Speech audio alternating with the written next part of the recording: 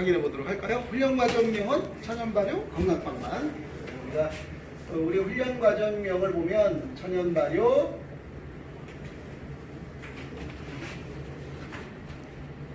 건강빵. 훈련 과정명이 이제 천연 발효 건강빵이에요. 그러니까 이 빵이라고 하는 우리 제품이 이제 우리가 만들어 파는 제품이 이제 빵이고요. 그 빵의 가치는 건강입니다. 건강. 고객이 지향하는 가치는 크게 네 가지가 있죠. 첫 번째가 사용 가치, 규증 가치, 교환 가치, 비용 가치, 뭐 이런 식으로 이야기해요. 근데 그 중에서 이제 사용 가치 관점에서 우리가 우리가 만드는 빵에 대한 고객의 가치는 건강이다라고 보고, 이 건강을 어떻게 이제 표현할 것인가라고 했을 때 이제 천연 발효라고 하는 방법으로 건강을 표현하겠다 이겁니다. 그러면 이제 어떻게, 그러면 이 천연 발효에 대한 정의가 있어야 되죠. 천연 발효가 왜 건강? 천연 발효란 또 있는, 발효는 또 발효인데 무슨 또 천연 발효는 또 있고, 그 발효가 어떻게 건강에 또 영향을 미치는지 뭐 이런 얘기들이 이제 제 얘기가 되겠고요. 그 다음에 이제 그것에 대한 이해가 있으면은 그 다음에 제조법, 제조에는 어떤 식으로 이런 천연 발효가 들어가는가. 그러면 기존의 제조법이라든지 다양한 제조법들을 좀 분석해보고 앞으로 우리가 배우는 이 제조법은 왜 건강한가, 그리고 또 그 정의가 왜 천연 발효인지 뭐 이런 저런 이야기를 제가 이제 하는 겁니다. 아셨죠? 자, 먼저 이제 생각해야 될 게 이제 발효예요. 발효, 우리가 잘 아는 듯 싶지만은 잘 모르는 게 발효가 되겠습니다. 자, 발효를 하면 아카데믹한 정의, 책에는 이렇게 정의되어 있죠. 자, 음식물, 식재료를 미생물이 이제 변질을 시켜요. 미생물이 이제 작용을 해서 변질을 시키는데, 그 변질이 인간에게 이로울 수도 있고 해로울 수도 있다 이거예요. 그러니까 이 식품에 미생물이 이제 작용을 해요. 작상을 해서 미생물이 이제 작용을 해서 인간에게 이로운 경우를 뭐라고 부르냐면 발효고, 해로운 경우를 부패. 변질을 이제 부패라든지, 그 다음에 이제 뭐 병폐, 뭐 이런 단어를 쓰는데 이렇게 된 것이다. 자, 발효는 아시겠죠? 음식에 미생물이 작상을 해서 작용을 해서 음식물을 변질을 시키는데, 그 음식물의 변질이 인간에게 이로운 경우에 발효를 한다라고 이제 알고 있죠. 알고 있어요. 자, 그런데 그런 이제 인간에게 이로운 쪽에 발효라고 하는 음식물들, 식품들을 잠깐 생각해 보면 발효가 다 같은 발효가 아니라는 거예요. 발효의 정의가 첫 번째가 뭐냐면 우리가 이제 알고 있는 빵, 이 빵은 여기에서 지칭하는 빵은 고온 단시간 발효빵이 되겠습니다. 고온 단시간 발효빵. 자, 우선 고온이라 하면 몇 도를 가리키는 거냐면 24도에서부터 시작해서 38도 범위 내에서 이제 빵이 발효되고, 빵 반죽의 온도가 한 24도 혹은 27도에서 시작을 해가지고 뭐 이렇게 최고는 35도, 뭐 35도에서 38도까지 올라가서 오븐에 들어가는 거죠. 오븐에 들어가서 구워지는 그러한 온도 범위대에서 발효가 이루어지고, 제조 시간은 이제 총 제조 시간 한 4시간 정도, 1차 발효 시간이 길어도 1시간 전후, 1시간 넘지 않는, 혹은 뭐 1시간 반짜리도 있어요. 1시간 반. 제빵 계량기가 들어가지 않는다면 뭐 3시간도 시키지만은 고온 발효이지만 3시간. 그런 것들은 고온 단시간은 아니겠죠? 제빵 계량기가 들어가면서 시간이 1시간 미만으로 이루어지는, 그러니까 우리 실기시험 품목들이 여기에 해당되는 거죠. 이러한 고온 단시간 발효빵이 있고,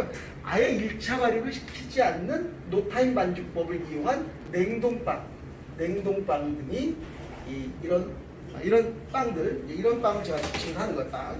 두 번째는 뭐냐면 술. 그 다음에 요구르트. 그 다음에 식초.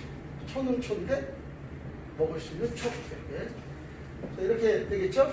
자, 여기서 술, 요구르트, 식초. 이것은 이제 뭐냐면 요런 것들 있죠. 뭐 다 아시는. 그 다음에 이제 세 번째가 뭐 세 번째 류에 해당되는 카테고리에 해당되는 이제 제 발효식품을 보면 김치, 그 다음에 된장, 그 다음에 치즈,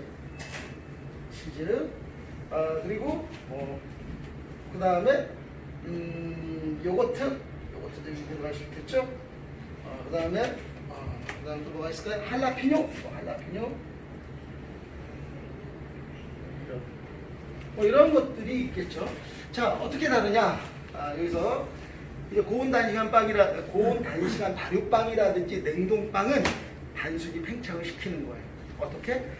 효모를 이용해서 호기성 상태를 만들어주고 그 호기성 상태에서 호흡을 유도해가지고 이산화탄소를 만들어서 빵을 부풀려서 만드는 방법이에요. 그러니까 이 효모에게 있어서는 산소의 유무에 따라서 대사작용이 다른데 그 대사작용이 발효가 될 수도 있고 호흡이 될 수도 있어요. 산소가 있을 때는 호흡을 하고 산소가 없을 때 발효를 하면서 그 대사산물, 신진 대사산물의 종류가 틀려요. 호흡을 할 때는 먹이를 먹고 100% 이산화탄소를 만드는 데 반해서 이 발효를 할 때는 이산화탄소와 에틸알코올, 약간의 유기산, 에틸알코올과 이제 이산화탄소를 에틸알코올을 만든다는 게 되게 중요해요. 그래서 근데 이제 우리가 고온 단시간 발효빵을 만들 때는 에틸알코올을 만들지 않습니다. 만약에 이제 에틸알코올이 만들어지면 빵에서 신맛이 나고 그 신맛이 나면 우리는 그 빵을 지쳤다, 발효가 과하다 이렇게 이야기를 하거든요. 과발효빵이라고 이야기를 해요. 그래서 이 고온 단시간 빵에서는 대사산물을 만들지 않고 효모로 하여금 호기성 상태에서 이산화탄소를 발생시켜서 100% 이산화탄소를 발생시켜서 빵을 팽창시키는. 그러니까 이것은 뭐다? 단순한 팽창. 두 번째, 술, 요구르트, 식초는 그 효모를 이용해서 에틸알코올을 만들어내고 그 에틸알코올을 축적시켜 놓은 게 술이고요. 요구르트는 유산균을 이용해서 유산을 축적시킨 음료가 요구르트고, 식초는 초산균을 이용해서 초산을 축적시켜 놓은 식품이겠죠. 식품이 식초가 되는 겁니다. 식초. 그래서 이것은 대사산물을 발효 미생물의 발효 대사산물을 축적시켜 놓은 거예요. 자, 그 다음에 김치는 배추를 분해시킨 거예요. 숙성시켰다고 얘기를 하죠. 숙성시킨 거고, 된장은 콩을 숙성시킨 거고, 치즈는 우유에 카세인을 숙성시킨 거고, 요거트는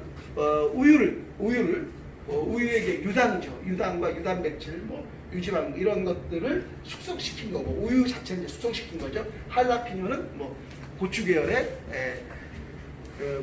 이제 할라피뇨를 이제 숙성시킨 거죠. 숙성이에요. 숙성이란 뭐냐 이거죠. 이 숙성이라고 하는 것은 미생물을 이용해서, 발효 미생물을 이용해서 효소를 분비시키고, 발효 미생물이 효소를 분비시키는 거예요. 분비시키게끔 유도시키고, 그 다음에 발효 대사산물을 만들어낸 다음에 이 미생물이 분비한 효소, 그리고 미생물의 발효 대사산물을 이용해서 식재료를 어떻게 한 것이다? 분해시킨 게 숙성이에요. 아셨죠? 그러면 우리가 만들고자 하는 빵은 어떤 빵이냐 하면 바로 이 3번이 들어갔지. 지금까지는 단순히 빵을 부풀리기만 했다면 우리가 만들고자 하는 빵은 어떤 빵? 숙성시키는, 분해가 있는, 그러니까 밀가루를 분해시키는 그런 빵을 만들고자 하는 게 바로 뭐다? 우리가 만들고자 하는 빵이에요. 그렇죠? 그러면 이제 이 분해, 숙성이죠. 이 분해. 그러니까 이런 빵은 아니에요. 이런 빵은 안 만들고, 이런 분해가 들어간 그런 빵.